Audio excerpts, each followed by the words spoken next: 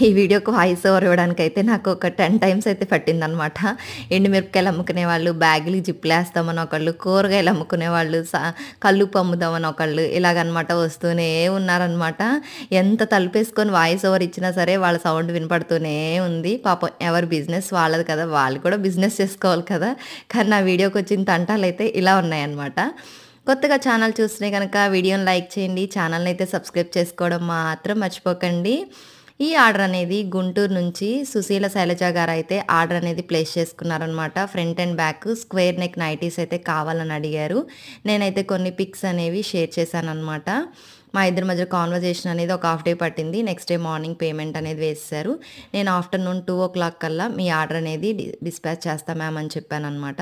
వెంటనే వాళ్ళకి మాట ఇచ్చిన దాని ప్రకారం వెళ్ళి వాళ్ళకైతే టైంకి అందించాలి కదా! వెంటనే టైం లేక నైటీస్ తీసుకొని డైరెక్ట్‌గా డీటీడీసీ ఆఫీస్‌కైతే వెళ్ళిపోయాననమాట. అక్కడే ప్యాక్ చేశాను. ప్యాక్ చేసి అడ్రస్ అంతా నోట్ చేసిన తర్వాత వాళ్ళ పిన్ కోడ్‌కి డీటీడీసీ అయితే అవైలబిలిటీ లేదని చెప్పారనమాట.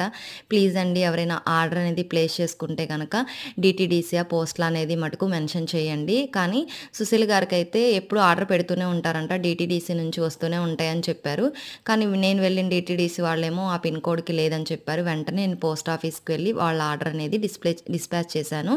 వాళ్ళు ఇచ్చిన రిసిప్ట్ అనేది వెంటనే పిక్ తీసేసి శైలజ గారికైతే షేర్ చేశాననమాట.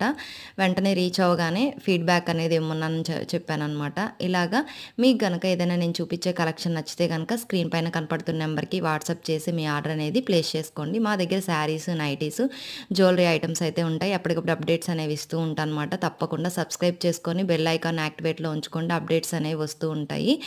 Thanks for watching.